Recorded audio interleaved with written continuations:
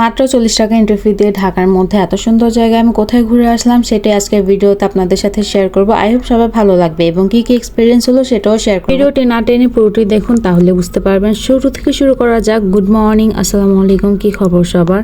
তো সকাল সকাল ঘুম থেকে উঠে গেলাম। কোথাও ঘুরতে যাওয়ার নাম নিলে কেন যেন এর আগের দিন রাতে আমার ঘুমই হয় না। আমার মতো কার কার হয় তোমরাও কমেন্ট সেকশনে বলে যেতে পারো। আমি একটু পরপর শুধু আমার মেহেদি কালারটা দেখছিলাম because I am obsessed with my henna colour. এরপর শাওয়ার নিয়ে এসে তারপর হচ্ছে স্কিন কেয়ার আর হেয়ার কেয়ারটা করে ফেলি। যদিও আমি হিজাবি তাও হেয়ার কেয়ারটা তো মাস্ট নিতেই হবে। এরপর টুকটাক হচ্ছে মেকআপ নিয়ে নিই, যেহেতু আমরা ঘুরতে যাব সার্টেন মেকআপ তো দরকারি। এত রাশের মধ্যে ছিলাম যে তোমাদের আমি হাই হ্যালো করার সুযোগই পাইনি, তো এখন হাই বলে দিচ্ছি। আর again obsessed with my henna colour, দেখো কত বেশি গাঢ় হয়েছে। যারা এখন পর্যন্ত ভিডিওটা কন্টিনিউ করছো কিন্তু এখনো পেজটি ফলো দাওনি, কাইন্ডলি ফলো করে দাও যাতে আরো তোমরা বেশি বেশি আপডেট নতুন ভিডিওস পেতে পারো। এবার যাওয়ার প্রসেসিংটা বলে দিই। আমি আমার বাড়ির সামনে থেকে রিক্সা নিয়েছি আর খোলামোড়া লঞ্চ ঘাটে নেমেছি, ভাড়া নিয়েছি 30 টাকা করে। এরপর লঞ্চ ঘাটে চলে আসে আর এসেই দেখি যে আমার মাত্র 3 জন হয়েছে, বাকিরা এখনো আসছে অন দ্য ওয়ে, তাদের জন্য ওয়েট করি। তার কিছুক্ষণ পর তারা সবাই চলে আসে। বাকি একজন ছিল, তার জন্য বেশ কিছুক্ষণ অপেক্ষা করতে হয়। যে বাকি একজন ছিল সেও চলে এসছে আলহামদুলিল্লাহ। এরপর আমরা লঞ্চে উঠে পড়ে আর লঞ্চও ছেড়ে দেয়। এখানে পার পার্সন 20 টাকা করে নিয়েছিল লঞ্চে। এপার থেকে আমাদের ওই পারে নিয়ে নামিয়ে দিবে সোয়ারি ঘাটে। লঞ্চে ওঠার পর সবাই সবার মতো গল্প করছিল পাশের জনের সাথে। তারই মাঝখানে আপু ওই লজেন্সগুলো দিয়ে বলে যে খাও, আর আমি সবাইকে বিলিয়ে দিচ্ছিলাম, সাথে আমিও নিয়ে নিলাম। এরপর আমি একটু বাইরে বের হই যে আজকের ওয়েদারটা দেখার জন্য। আজকের ওয়েদারটা মাশাআল্লাহ খুবই সুন্দর ছিল, একদম সুইটেবল ছিল আমাদের জন্য। আমরা সকলে মিলে লঞ্চের দোতলায় বসে অনেকক্ষণ গল্প করছিলাম। এর ফাঁকে আপু বললো যে চলো লঞ্চের পেছনে ফাঁকা জায়গা আছে, সেখানে যেয়ে আমরা ছবি তুলি, ভিডিও করি। তো আমরা সেখানে গিয়েছিলাম ছবি আর ভিডিও করতে। লঞ্চে যেহেতু খুব বেশি সময় লাগে না, 30 to 35 মিনিটস লাগে, তো এর মাঝখানে আমরা পৌঁছে যাই।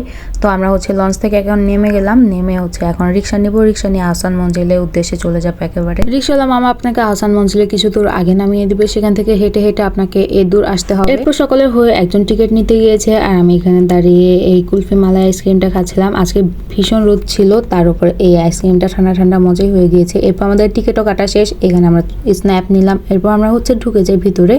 আর হচ্ছে একটা ইনফরমেশন, এখানে বড় ব্যাগ এলাও না, সাইডে রাখার জায়গা আছে, তবে আপনি সাইড ছোট ব্যাগ নিতে পারবেন। মঞ্জিলে এন্ট্রি করার সময় হচ্ছে মেন গেটে আপনাকে একবার টিকিট চেক করতে হবে। তারপর হচ্ছে আপনি মঞ্জিলের ভিতর যখন বিল্ডিং এর ভিতর ঢুকবেন সেখানেও আপনাকে একবার টিকিট চেক করতে হবে, তাছাড়া আপনি ঢুকতে পারবেন না। আর খাবার পানীয় নিয়ে ঢোকা যাবে না। বাইরে থেকে খাবার বা পানি নিতে না পারলেও কোনো সমস্যা নেই। এখানে ভিতরে একটা স্টল আছে, সেখান থেকে আপনি চাইলে খাবার বা পানি কিনে খেতে পারবেন, তবে একটু দাম বেশি পড়বে বাইরে থেকে ভিতরে। এরপর মঞ্জিলের ভিতরে আমরা সবাই এন্ট্রি করে ফেলি আর যে যার যার মতো ঘুরে ঘুরে দেখছিল, আমিও দেখছিলাম, সাথে একটু ক্যাপচারও করে নিলাম যাতে তোমাদের সাথেও শেয়ার করতে পারি। সবগুলো ভিডিও তো দেওয়া পসিবল না, এতে অনেক বড় হয়ে যাবে। এমনি আমার ভিডিওটা বড় হয়ে গিয়েছে। তো আমরা ঘুরে ঘুরে সব টুকটাক দেখছিলাম আর হচ্ছে ভিডিও করছিলাম। এত বড় গোলক ধাঁধার মতো মনে হচ্ছিল সবকিছু। ইউ নো হোয়াট, যখন আমি এই রুমটার মধ্যে ঢুকি আমার সেজপনের কথা খুবই মনে পড়ছিল, কারণ ও খুব বই পড়ে আর এই রুমে জায়গায় জায়গায় পুরোটা হচ্ছে ডিকশনারি বই দিয়ে ভরা ছিল। তখন আমার আপুর কথা খুব মনে পড়েছে। এরপর আমরা হচ্ছে সব ঘুরে টুরে বাইরে চলে আসি।